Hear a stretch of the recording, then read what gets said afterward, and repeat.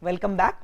So, last day we got introduced ourselves to these centrality measures. So, we are trying to understand like how important a node is or how prominent a node is in a network, and one of the measures that we defined was degree centrality. Now, today I start with a claim that degree centrality is not the only way to indicate the importance of a node in a network. So, that is what I also write down in the slides, is that degree of a node does not actually essentially determine all the importance of a node in a network. So, I would probably think that you would also tend to agree, and one of the striking examples or one of the good examples to substantiate this claim is the following one. So, where you see in these slides that there are these two regions C1 and C2, okay, and these two regions are only connected by the vertex V, okay, by the vertex V sitting in the middle of the two regions. Okay. So, this is like kind of a bridge, this node is kind of bridging between the two different regions of the networks, and definitely these nodes are very important. For instance, if you want to pass information from region C1 to region C2, you have to only rely on V, there is no other way. Okay. So, there are lot of interesting and important repercussions of having nodes like V in a given network. But then the question is that how to quantify the presence of such nodes in a network, and that brings us to what we call the betweenness centrality. Betweenness centrality of the nodes in a network. Now, if you try to question like how does the node V differ from the other nodes, okay, if you try to make a question like this, so what metric or what property can differentiate between the node V and the other nodes in the network? One of the immediate things that you can think of is probably the shortest paths. Okay. So, the number of shortest paths that are passing between any pair of points, okay, through V, if that is very high with respect to the total number of shortest paths that in general pass between those 2 points, then you can say that V kind of sits in the middle of these pair of nodes and is acting like a bridge. So, for instance, if all the shortest paths between say 2 nodes S and T, if all the shortest paths get routed through V, okay, so then the betweenness of node V in the context of the pair of nodes S and T would be very high. Okay. That is what we try to define as betweenness centrality as in the next slide. So, basically geodesic distance is nothing but the shortest distance or the shortest path length. Okay. So, centrality or betweenness centrality of the node V is nothing but the number of shortest paths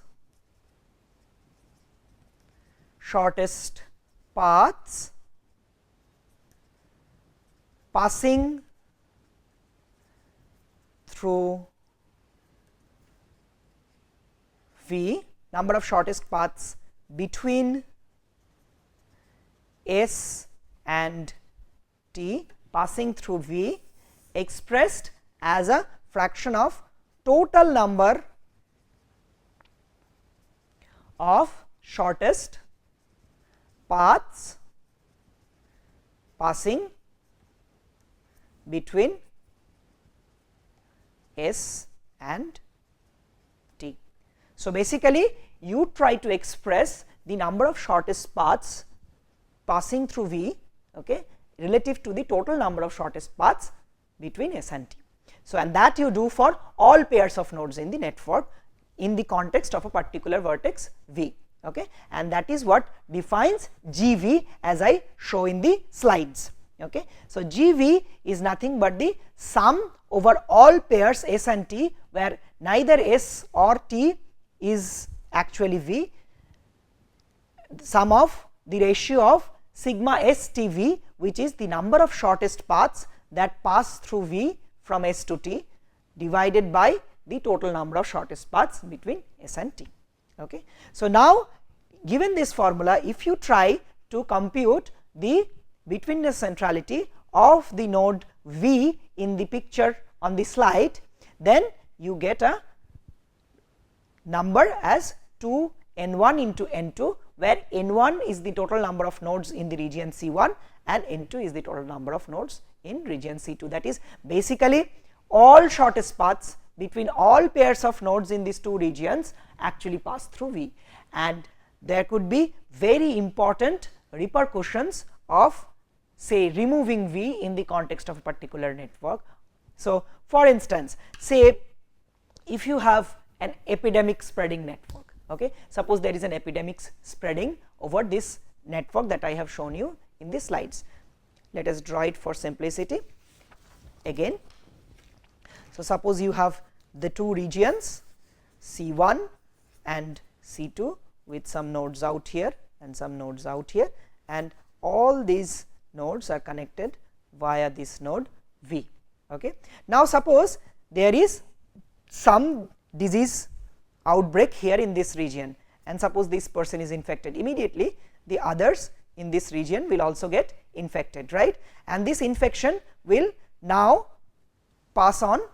Okay. And if the node V gets infected somehow, then there is a high chance that all the nodes in the region C2 will also get infected through V. So, the one of the important questions is, like in such networks, is whom to vaccinate, and possibly if you have a limited number of vaccines, then the first person that one should vaccinate in such an epidemic spreading network is perhaps V, the first person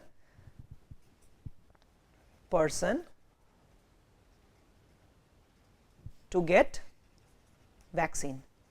If there is a limited supply of vaccine, then nodes like V should be vaccinated first. Okay. So,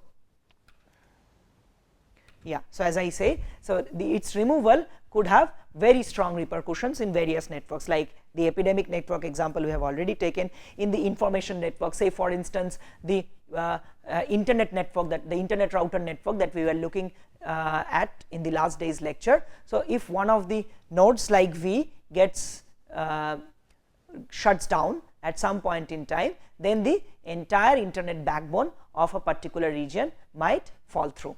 Okay. So, so it is very important to maintain the functionality, maintain the well-being of such nodes which sit in between between otherwise disconnected regions. Okay. It is only through this particular node that the two regions get connected. So, these type of nodes are very, very important. Okay. So, similarly in the traffic network, if a particular road or is the only connecting road between, say, two different geographies, and if there is a blockage in that road, then you can immediately understand that the entire traffic flow from one region to the other region will get disturbed. So, these kind of nodes actually are important in various different contexts. Okay. So, now, so that is all about the betweenness centrality. Now, the question is that sometimes, so suppose in case of information spreading that is happening in a particular network and there is a node V. Now, these nodes can actually have a very strong advantage of keeping the information restricted to itself, okay, and not passing it or not forwarding it any further. Okay. So, this is a undue advantage that these types of nodes actually get. So, if the node wishes, then it can keep the information up unto itself and not pass it on any further. So, in such cases, passage of information to the rest of the network is completely blocked. So, in these contexts, such nodes are also often called brokers or social brokers. Okay. So, they keep the information and they actually do not pass it unless and until there is some advantage, extra advantage given in terms of say money or something to them. Okay. So, unless and until that is done, they do not actually pass on the information any further. So what is the way out? The way out is to look for not so strong brokers in the network. So, the idea is in terms of quantification, as I was telling you, that for betweenness centrality you need to look for shortest paths. What if we could look at not also short paths, a little longer paths. Okay. So, if we could also include in our definition not only the shortest paths, but if there is any path between two regions through a node V, not only shortest path, then we consider it. Of course, as soon as I give you this definition, there is a limitation to it. For large graphs, it is very difficult to compute paths of any length. Okay, this is well understood. This is a hard problem. So, computation of paths of any length is a very difficult task. Okay. So, only we can do so in smaller sized graphs. Okay. So, that idea where you can include other paths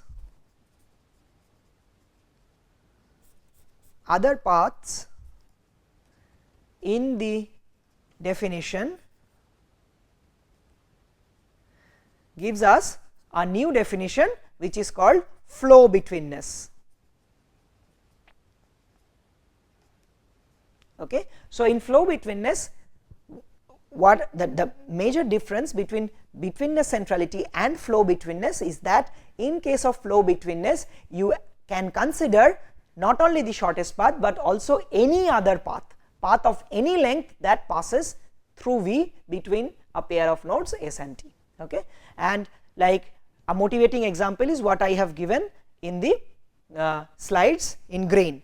Okay. So, this is the simple broker example that I was talking of, but in the probably in a context which is more relevant to you people. Okay. You can read it up yourself. Okay, fine. So, now the question is, like, we have so far learned at least two different ways of measuring the importance of a node in a network. Okay. One of them was the degree centrality and the other one was betweenness centrality. Now, the question is that all? Okay. Is there any other way in which the prominence or the importance of a network can be, of a node can be defined? Okay. So, the answer to this is, if you ask me, the answer to this is yes. And another example that I will put forward in front of you now is the following.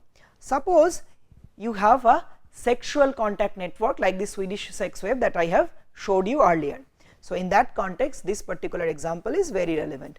Say there is one node A and there is another node B out here. Okay. And the node A has many sexual contacts, okay, whereas the node B has only one sexual contact C. Now, given this piece of information, our question is whether from this information we can say which among these two nodes A and B is more prone to say a sexually transmitted disease. Okay. Who among A and B is more prone to an STD. Okay. Now, in order to answer such questions, so if you just look into this particular snapshot or this much information from the graph, probably that is not enough. And some of you probably have already guessed why, because it might be the case that although B has one partner C, but C itself has many sexual partners. Okay. And in that case, the chances that B gets infected by STD is even way higher than A itself. Okay. So, many means I really mean many. Okay. So, the idea therefore is that your propensity to get infected depends on your neighbors propensity to get infected, and that in turn depends on their neighbors propensity to get infected, okay, and so on and so forth. So, this is a recursive definition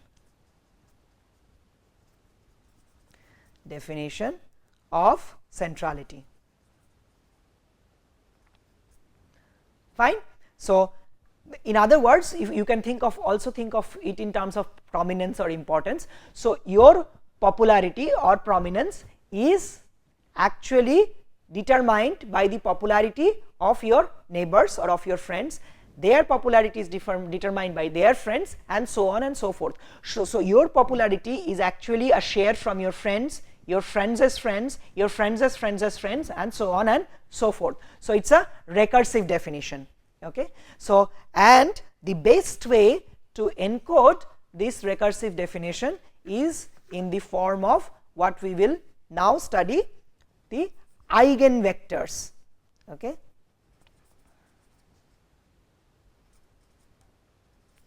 Eigenvector centrality. Fine. So, as the name suggests, this will borrow concepts from your school days, where you have been introduced to the idea of eigenvectors and simple linear algebra. Okay. So, the idea is very simple. So, you have to express the popularity of yourself in terms of the popularity of your neighbors, okay, and so on and so forth. So, suppose you guess, so we make a guess that the initial popularity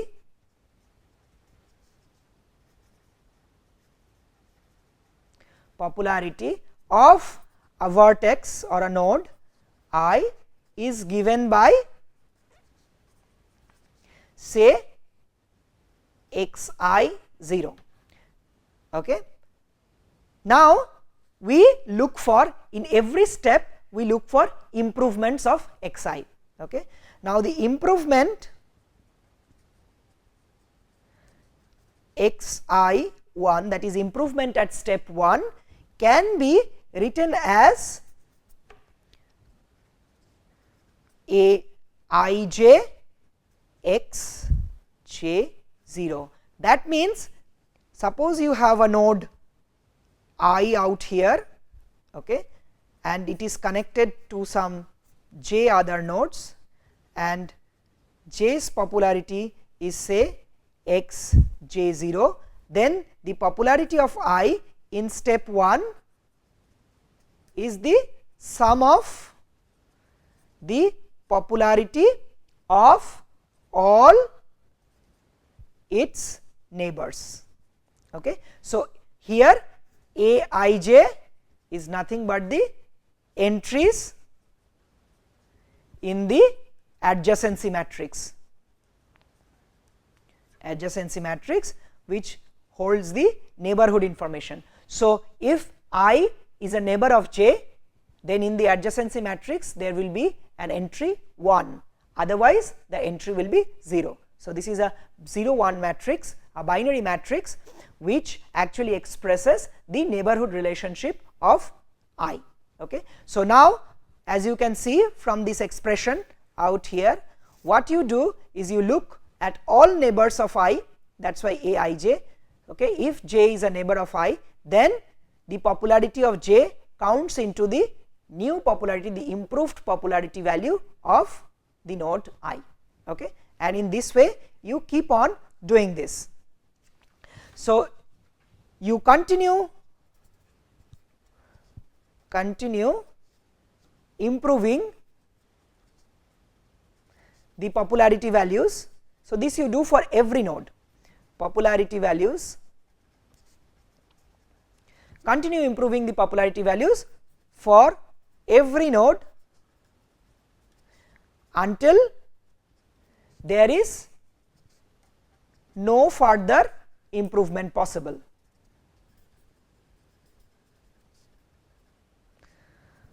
Further improvement possible. Fine. So, this can be very nicely encoded in a functional form. So, xt is xt, which is kind of a vector of all the popularity values of all the nodes in the network, is nothing but the adjacency matrix times the popularity value at t minus 1, okay, and this continues. So, this you can write as a multiplied by a x t minus 2, this can be written as a into a x t minus 3, and so on and so forth, and finally x t can be expressed as a power t, okay. So, the adjacency matrix is multiplied with itself t times a power t x 0, okay. So, you start with any arbitrary x 0 values, okay, some initial guess, the final t values will be, so the point at which there is no further improvement possible, you will have a situation like this, okay, where this t is like very large.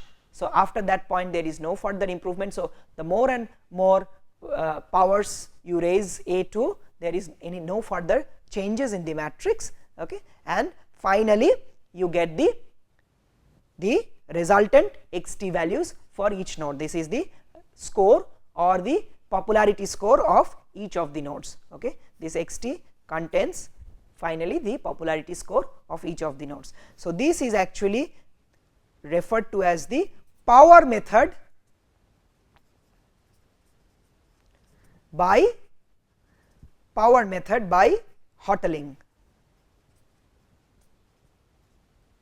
This is what I have written in this slide. So, this is called the power method by Hotelling, and actually this is the method which is usually used to compute the eigenvectors of a given matrix. Now, the question is, like, we have so far been able to give a nice expression to these x t's, which is nothing but the popularity scores of each of the individual nodes after some, say, sufficient time steps t, after which there is no improvement in the scores, okay. Now, does this value get related, or in some way is it related to the eigenvectors? That is what we will try to see next.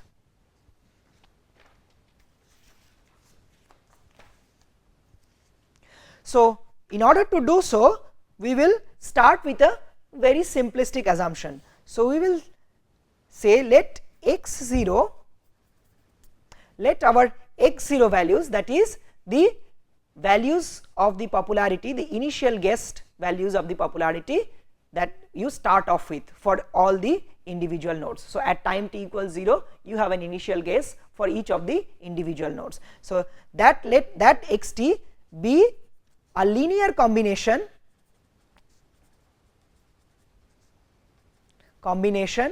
of some of the eigenvectors,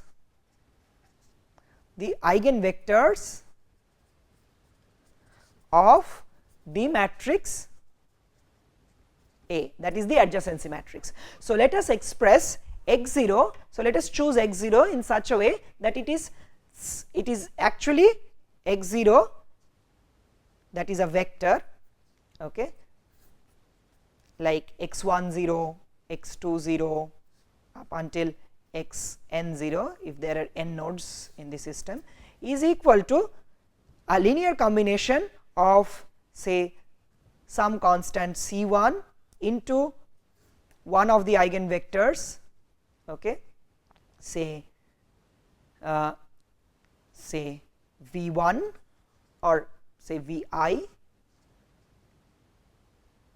1, Vi 2, Vi 3, Vi 4 and so on and so forth up to Vi n. So, this is the nth eigenvector. Okay. So, this plus C2 some Vj 1, Vj 2 and so on and so forth. So, if you express this x0 as a linear combination of these eigenvectors, then you can immediately write x0 equal to sum of Ci Vi, okay, for all i's. Now, that would tell you, so now from this, since you have already have an expression for xt, you can write xt as a power t. We saw that xt is equal to nothing but a power t into x0. So, we can write that xt is equal to a power t I Ci Vi. So, this can be written as I lambda I t Ci Vi, where you know from the eigenvector equation that a x is equal to lambda x, or a v, say, where you know that a v is equal to lambda v. Okay. So, that means a square v is equal to lambda square v and so on and so forth. So, from there you get this particular equation. Okay. So, here in this case lambda is the eigenvalue okay, of the, okay, let us write later on. So, lambda is the eigenvalue corresponding to a particular eigenvector.